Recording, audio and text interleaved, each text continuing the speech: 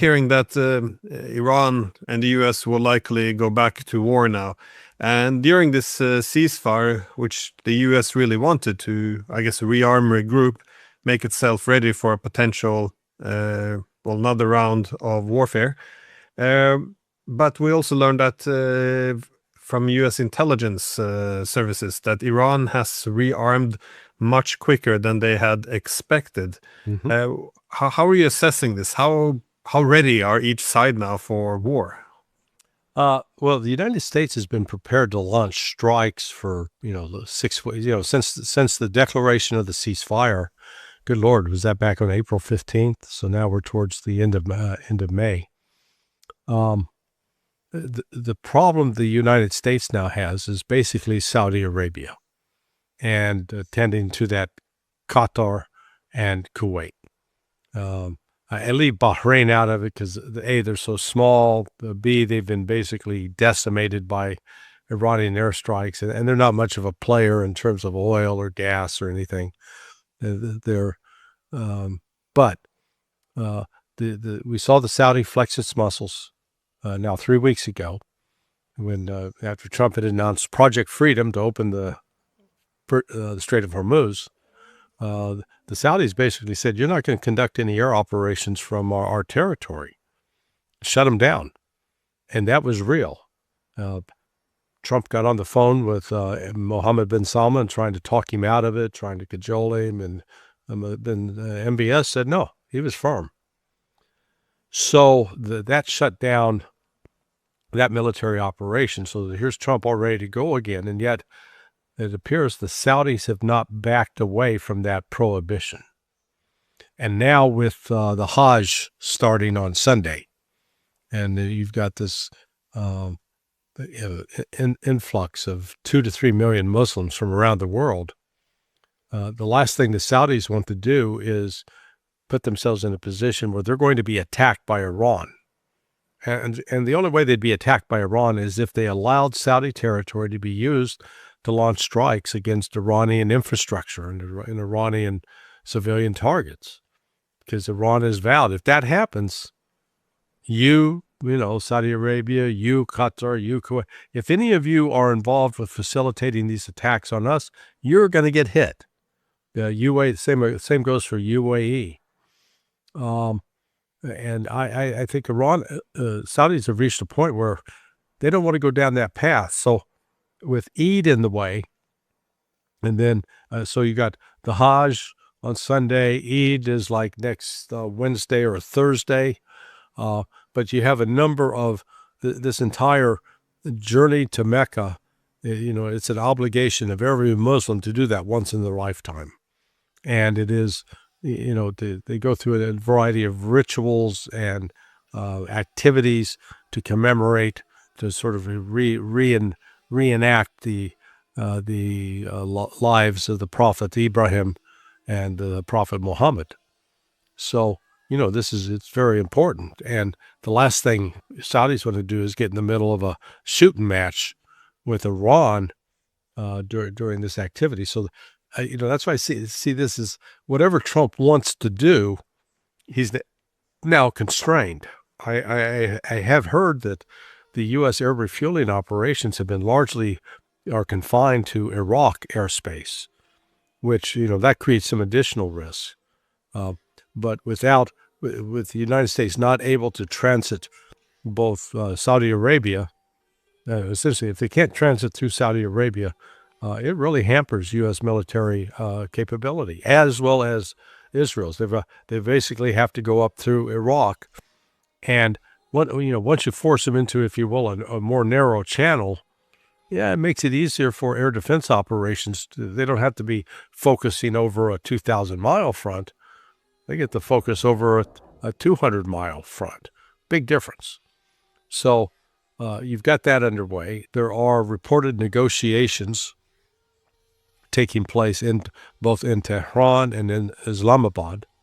The Pakistanis have stepped up. They have sort of the full backing of China and Russia to play a lead role in trying to bring about a peace agreement If nothing else, it may not necessarily involve the United States. If they get agreement with the Gulf Arabs and Iran, and then Turkey is also involved, and possibly Egypt, then all of a sudden the United States is irrelevant. If the Gulf Arabs shut down U.S. military operations in their countries, the United States doesn't have a lot of good options. It certainly doesn't have the air power from aircraft carriers to sustain any kind of campaign to speak of.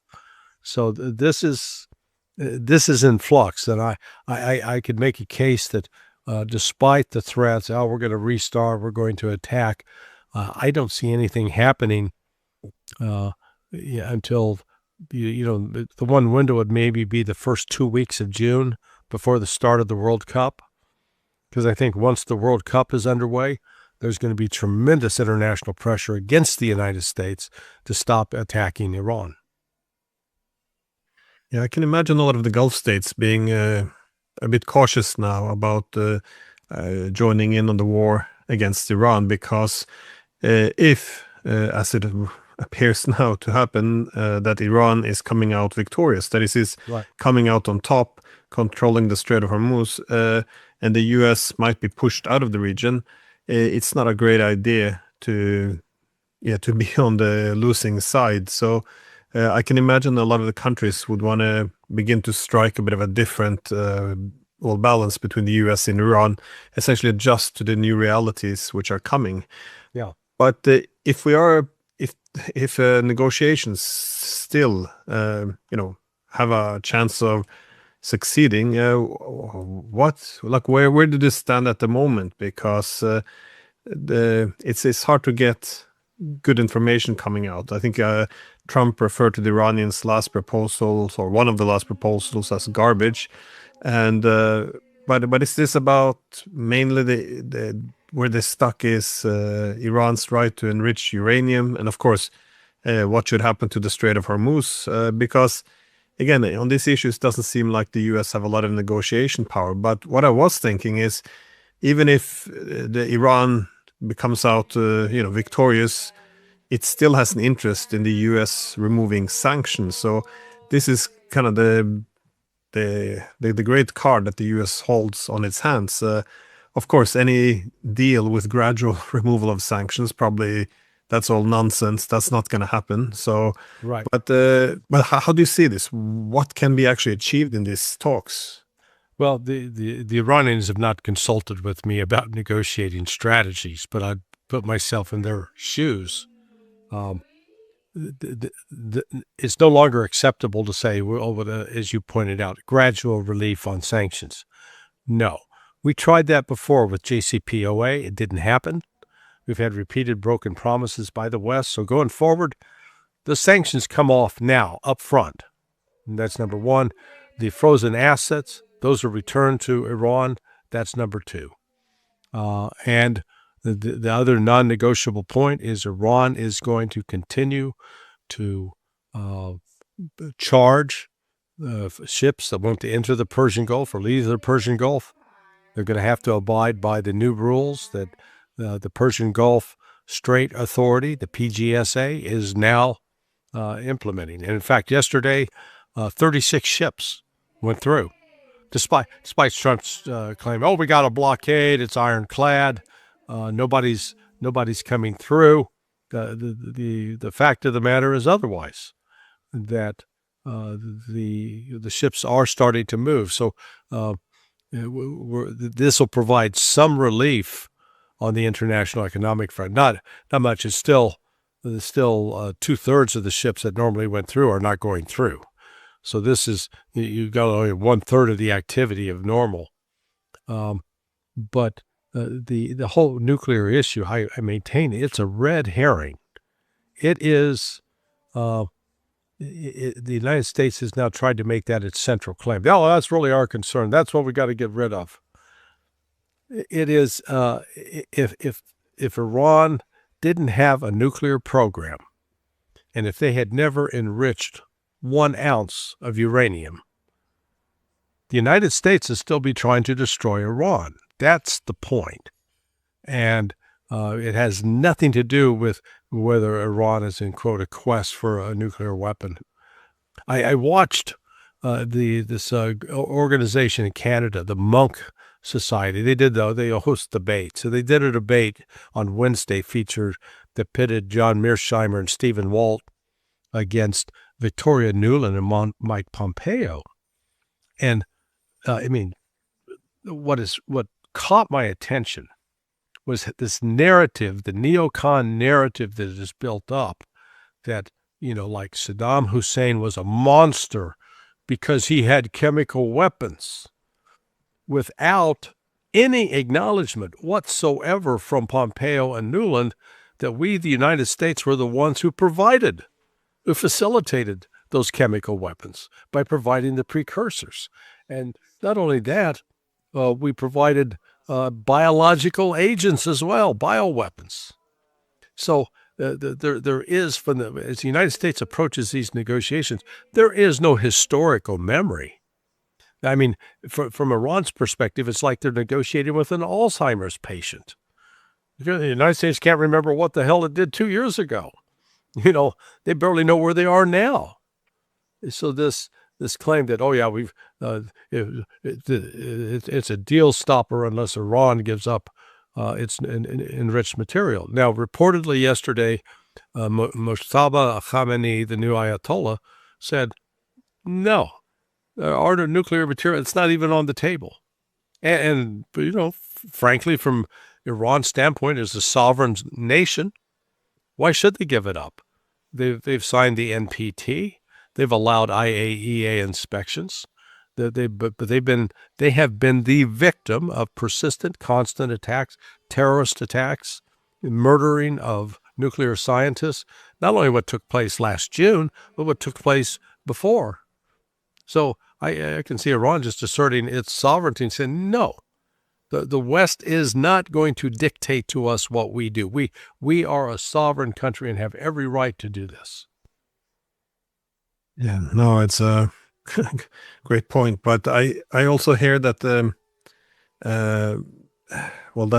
U.S. intelligence are not just making the point that the Iranians are rearming, but they're also apparently telling Trump now that the Strait of Hormuz is it can't be opened. That it can't be done. So I'm not sure who else has been whispering in his ears, probably Netanyahu, that they should have another go nonetheless. But if you can't open up the Strait of Hormuz, if you can't defeat the Iranians, what is the point of going back to war? Because it appears that this is becoming a very real possibility. Or again, I'm not sure how likely you think the United States will attack Iran again.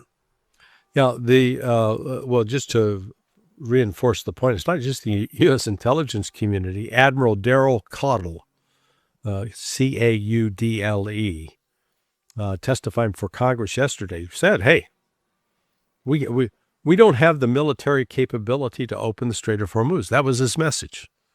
It would be too costly, too risky to try to send ships in there to attack Iranian positions, because Iran has such an arsenal, a multi-layered arsenal that can be brought to bear on any ship entering the strait, that the United States isn't capable of destroying those.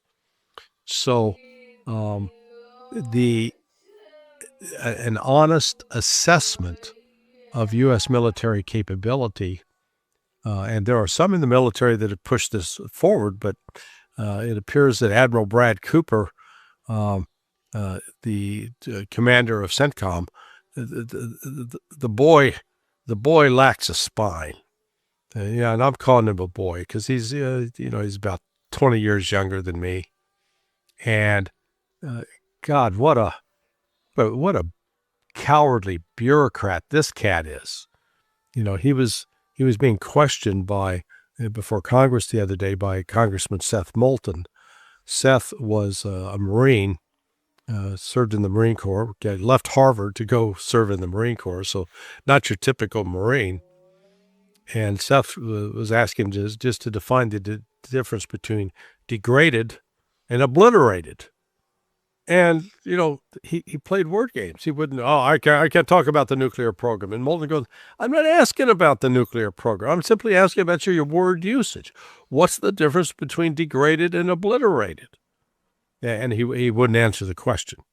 So when you've got a military commander playing those kinds of games and being more of a politician than a military leader, because what you need is a military officer that doesn't give a damn about the politics and frankly could care less whether he gets promoted, whether he gets fired, doesn't care, that he's going to come in and tell it exactly as he sees it. And to say the reality, Congressman Moulton, is we have not obliterated Iran's military capabilities. As the CIA, I was pleased to see, has been briefing Congress, at least, something that it appears to be much more closer to the truth than anything that the Trump administration is saying, noting that not only have we not destroyed the majority of Iran's ballistic missile capability and air defense systems and their ability to construct new ballistic missiles and launch them, but they appear to have enhanced their capabilities since the ceasefire was declared. Now, what is it, 8 weeks ago? So the United States is caught between Trump's rhetoric and between what the United States actually can do. The only thing we can do going forward would be to launch some new set of airstrikes, and if we're prevented from using Saudi Arabian airspace, then we have to go through Iraq, which then creates new security vulnerabilities for the attacking force, because Iran's no longer Iran with the support of Russia and China. They're going to know exactly where to focus all their intelligence assets to collect. They'll know what's coming, where it's coming from, and we'll be able to mount some defenses accordingly. Plus, they can deploy groups with shoulder-fired surface-to-air missiles into theater. All they've got to do, they don't have to take out an F-35. All they have to do is take out the tankers, like they did before. 3 or 4 weeks into the start of the war.